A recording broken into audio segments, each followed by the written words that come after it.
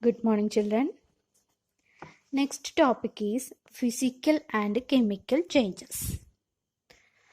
To understand the difference between a pure substance and a mixture, let us understand the difference between a physical and a chemical change.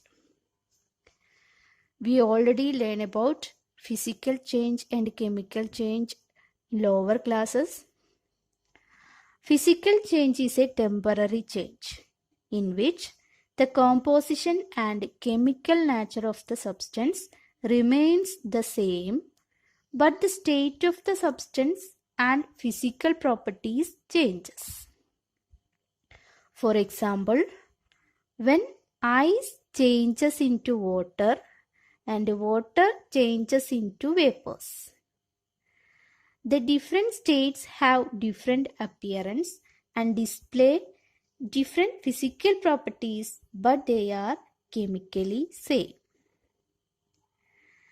A chemical change is a permanent change in which not only physical properties but chemical properties also change. This is because new substance is formed in a chemical change. Burning of candle is a chemical change. Here, both the physical and chemical changes are taking place and new substances are formed. Examples for physical changes are breaking of glass tumbler, drying of clothes, cutting a fruit with knife, breaking of a brick with a hammer, changing of visible shapes of moon, melting of wax. Okay. The examples for chemical changes are burning of paper, cooking of food, rusting of iron, making of food, burning of wax, eating of sugar. Melting of wax is a physical change, but burning of wax is a chemical change. That is, melting of wax is both physical and chemical change. Melting of wax changes the state of the wax from solid to liquid. No new substance is formed. The chemical nature of solid wax and the liquid wax is the same. Hence, melting of wax is a physical change. Burning of wax gives new gaseous products.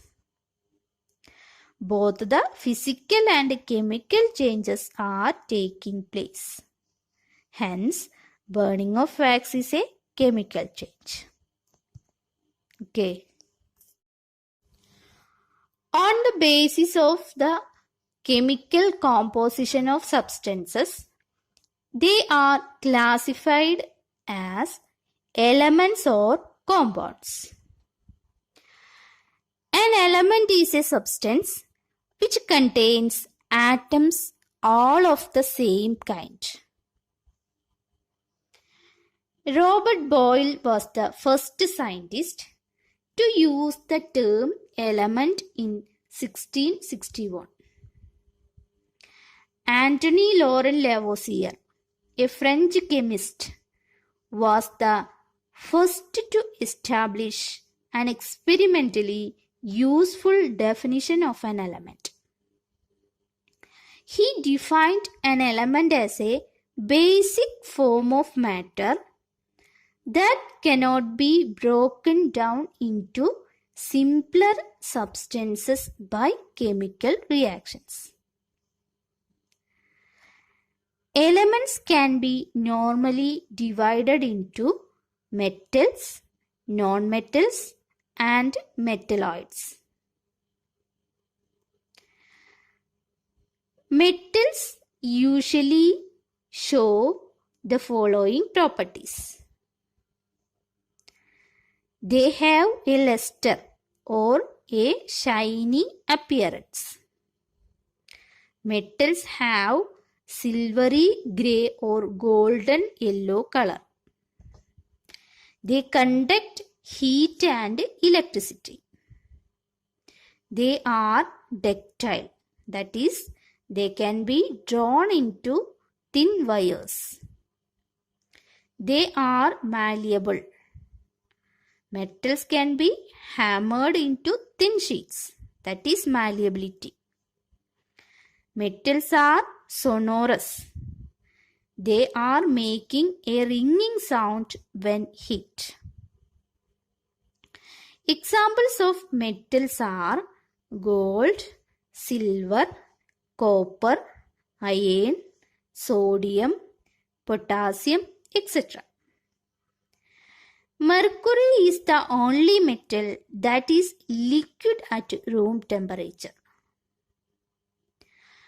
Non-metals usually show some or all of the following properties. They display a variety of colors. They are poor conductors of heat and electricity. Non-metals are not lustrous, sonorous, and malleable. Examples of non-metals are hydrogen, oxygen, iodine, carbon, bromine, chlorine, etc. Some elements have intermediate properties between those of metals and non-metals. They are called metalloids. Examples are boron, silicon, germanium, etc. The number of elements known at present are more than 100. 92 elements are naturally occurring and the rest are man-made. Majority of the elements are solid. 11 elements are in gaseous state at room temperature. 2 elements are liquid at room temperature, mercury and bromine. They are liquid at room temperature. Elements gallium and cesium become liquid at a temperature slightly above room temperature. A compound is a substance which is formed by the combination of two or more elements in a fixed proportion by weight.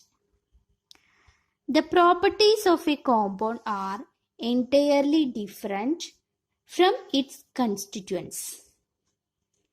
A compound can be decomposed into two or more simpler substances. For example, water is a compound formed by combination of oxygen and hydrogen. Its properties, namely density, physical state, reactivity, etc., are quite different from the properties of hydrogen and oxygen. Water can be easily decomposed into hydrogen and oxygen. Carbon dioxide is made of carbon and oxygen. Salt is made of sodium and chlorine. Sugar is made of carbon, oxygen and hydrogen, having their constituent elements in fixed proportions. Carbon dioxide, salt and sugar are compounds. Compounds are pure substances. They have fixed composition, can be broken down into elements by chemical or electrochemical reactions. But mixtures are impure substances. There are some difference in between mixtures and compounds. Mixtures they are homogeneous or heterogeneous, but compounds are pure substances. Then we can check what are the differences between mixtures and compounds. In mixture, elements or compounds just mix together to form a mixture and no new compound is formed. But in the case of compounds, elements react to form a new compound. A mixture has a variable composition. The composition of each new substance is always fixed in compounds. A mixture shows the properties of the constituent substances. In compounds, the new substance has totally different properties. The constituents can be separated fairly easily by physical methods. But in the case of compounds, the constituents can be separated only by chemical or electrochemical reactions. Thus, we can summarize the physical and chemical nature of matter in the following representation. That is, matter divided into two. Matter divided into pure substances and mixtures. Pure substances again divided into two, elements and compounds. That is, elements and compounds are pure substances. Mixtures can be divided into two, homogeneous mixture and heterogeneous mixture. Elements cannot be broken down to simpler substances. Example, copper, oxygen, iron, hydrogen, mercury, etc. In compounds, they have fixed composition, can be broken down into elements by chemical or electrochemical reactions. For example, water, methane, sugar, salt, etc. Homogeneous mixtures have uniform composition throughout. Example, sugar in water, salt in water, sulfur in carbon disulfide, water in alcohol. In heterogeneous mixtures, they have non-uniform compositions. Example, sand and salt, sugar and salt, water in oil. Okay.